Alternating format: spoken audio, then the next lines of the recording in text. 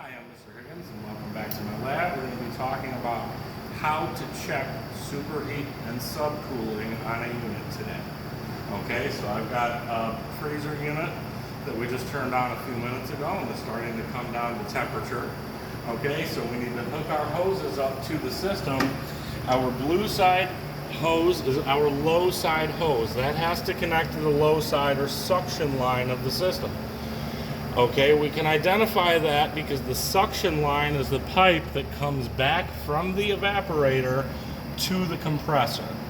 And we can see on this unit, the suction line comes back from the evaporator, goes through a crankcase pressure regulator, and then into the compressor. So that is our suction line.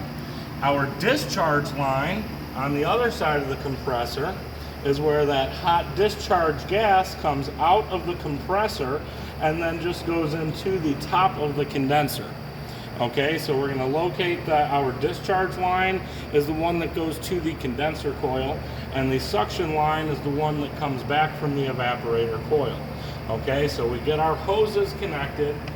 After, of course, we want to make sure that that rubber O-ring is still in good shape and is going to make a good seal on our hoses. Especially when you start off in the field, you will have the tendency to over tighten your gauges when you connect them, and you will tear up those O-rings a lot faster than you normally would. So make sure that you check those regularly and replace them when they start to go bad. Okay?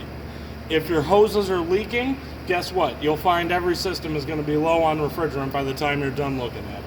Okay, so now we're going to crack our high side discharge service valve off of a back seat. Okay, so we are going to turn this stem to the right to turn it inward and crack that from a back seat off of a mid seat, off of a back seat. You do not need to go all the way to a mid seat. Just cracked off of a back seat position, about one turn is fine, is plenty. Now we're going to open our high side hand valve, purge to our service hose, open our low side hand valve, and purge to our SSV. Now we have used the pressure in the system to purge all the air out of our hose, the air out of our manifold and service hose, and all the air out of our low side hose. Now that we know we're not going to introduce any air into the system, we can close our hand valves and crack our SSV off of a back seat. Now we can read our high side pressures and low side pressures in the system. Now this system, that's fine. This is an R404A freezer. Okay, now it looks like we're operating here with about a 200 psi high side pressure and about a 3 psi low side pressure. That seems a little low on the low side to me, but we will actually take a look. Okay, now in order to check superheat and subcooling, there are three things that you will need. You will need your gauges connected to the system, reading your pressures on the system. You will need a thermometer to check our line temperatures, and you will need your PT chart. Okay? We will have to look at our gauge pressures, convert that to a saturation temperature on the PT chart, and compare that to our actual line temperatures. Okay? Now for this unit, we're going to see a very high superheat reading, and because this unit is a freezer unit and we're still operating at an internal temperature of about 50 degrees. The inside box temperature here is still very high for a freezer unit. Okay, now normally, especially with a capillary tube system, we're only going to see our correct superheat and subcooling when this unit is operating at standard load conditions. Okay, so when it gets to normal operating temperatures. even inside here, the internal temperature sensor inside the unit is showing 45 degree or 44 degree return air temp on that evaporator. So we're not worried about how high the superheat and subcooling are going to be. We're just worried about how we're going to check them. Okay? Now, when we are checking superheat, we want to know how much sensible heat that refrigerant absorbed after it changed state to a vapor.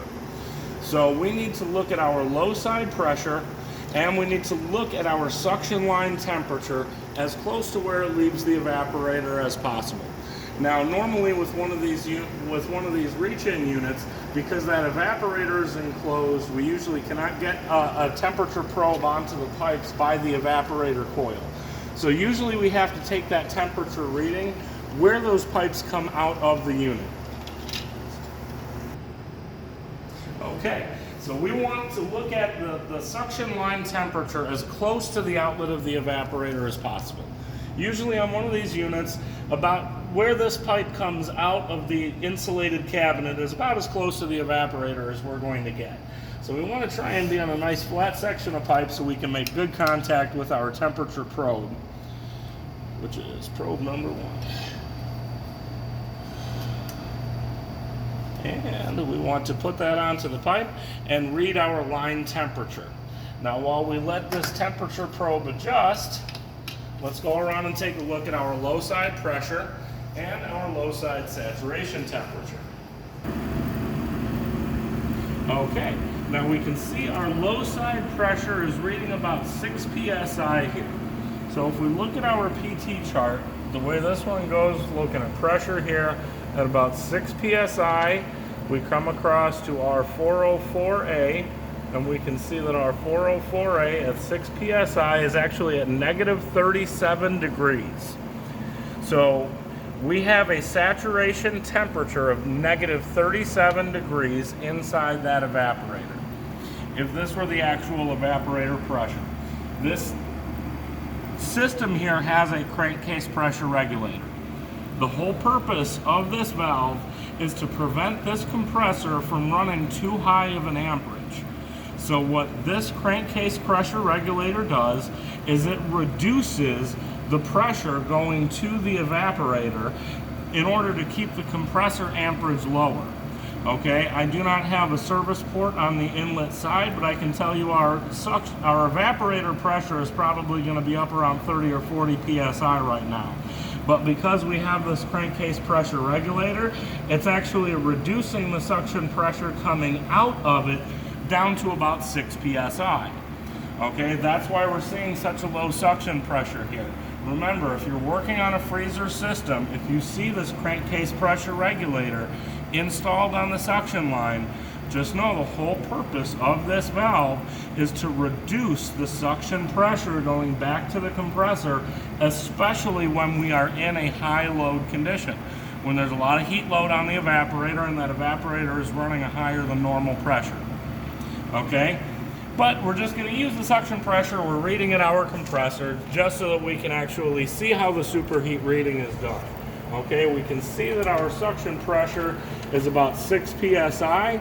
We take a look at our PT chart. We see that at 6 psi, our 404A is at negative 37 degrees. So our evaporator temperature currently is negative 37 degrees. And we currently have an entering air temperature of 38 degrees.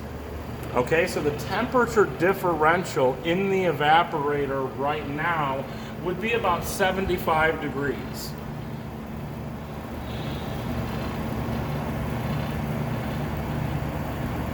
About 61 degrees.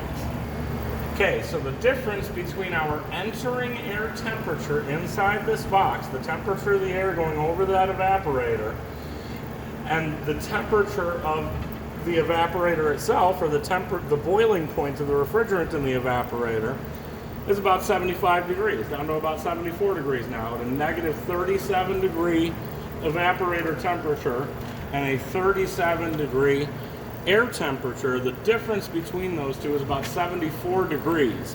So our evaporator temp differential is about 74 degrees. That's very high. So I would if I didn't have this crankcase pressure regulator, I would consider that suction pressure to be extremely low. But now that we know our evaporator pressure and we know the boiling point of the refrigerant in the evaporator, we can now compare that to our suction line temperature to see how much sensible heat we've absorbed to that vapor refrigerant after it changed state.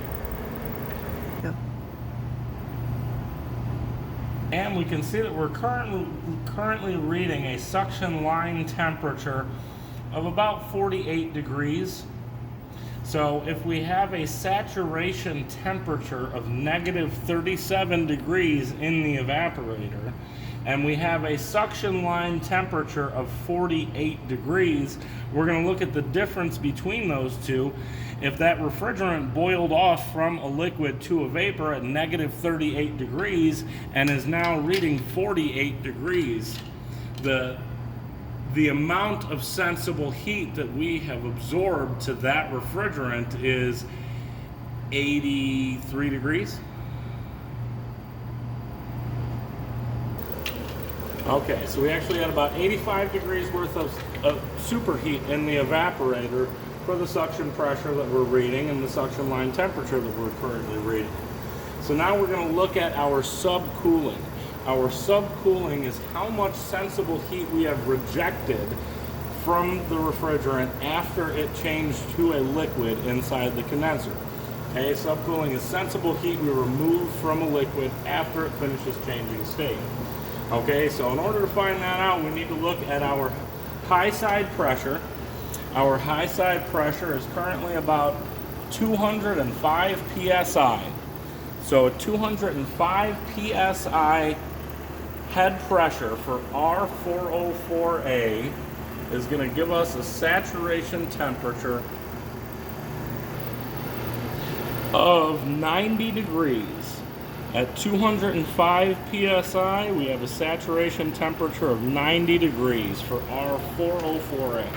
Okay, so we're going to take a look at a couple things here. One, we're going to take a look at the temperature of the air entering our condenser. So we currently have about 60 degree air entering our condenser. And generally we want about a 25 degree condenser split for a freezer. Usually about a 30 degree condenser split for a cooler or a standard efficiency condenser. So I'd normally like to see a saturation temp in the condenser of about 85 degrees. But about 85 to 90 is not too bad. We're still pretty close in range there. Alright, so our condenser split is close to 30 degrees right now. A little on the high end for a freezer, but not too bad. Okay, but we are looking at a saturation temp of 90 degrees. So now, when we want to see how much sensible heat we've removed from that liquid, if we know that at 205 psi, that R404A is changing state from a vapor back to a liquid at 90 degrees, now we're going to look at the temperature of the liquid line leaving the condenser, and we'll be able to see how much sensible heat we have removed from that refrigerant.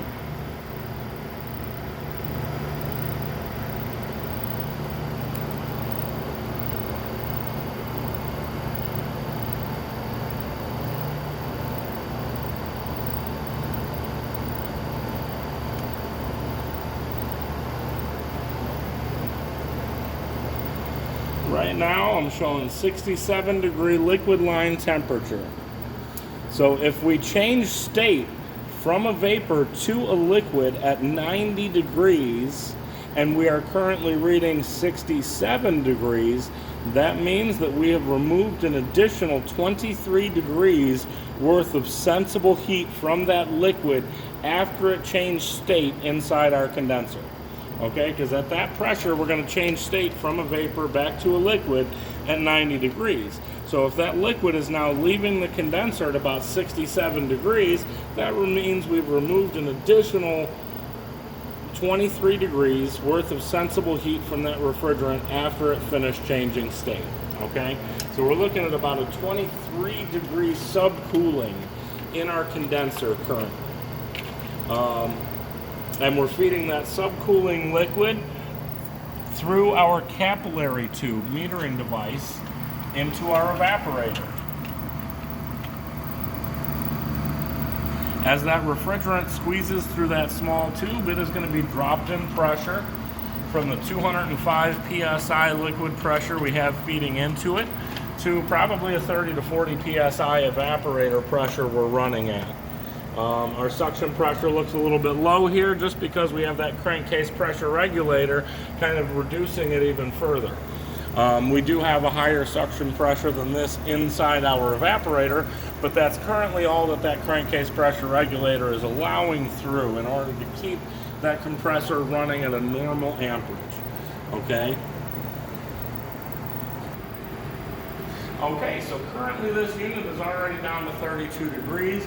As it continues to pull down even farther, we're going to see our temperatures come more into line. You know, we're generally not, with a capillary tube system, we're not going to see a normal superheat and subcooling until we get down to standard operating conditions.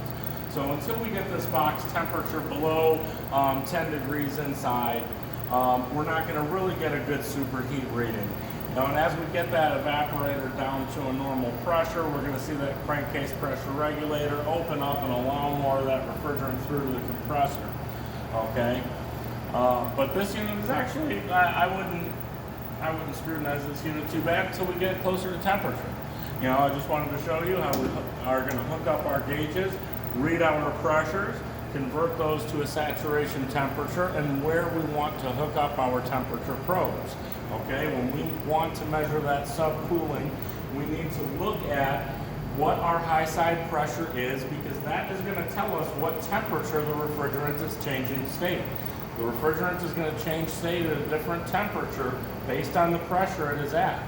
Okay, so we need to know that pressure to know the saturation temperature, and then we compare that to the actual liquid temperature leaving our condenser to see what our subcooling is. And with our superheat, we're going to need to look at this suction pressure, convert that to a saturation temperature to know the boiling point of our refrigerant, what temperature it is changing state from a liquid back to a vapor. And then we compare that to our actual suction line temperature to determine how much sensible heat we've absorbed to that refrigerant after we finish changing state. So this is how we measure superheat and subcooling. Come on back to my lab next time and we'll go through something else.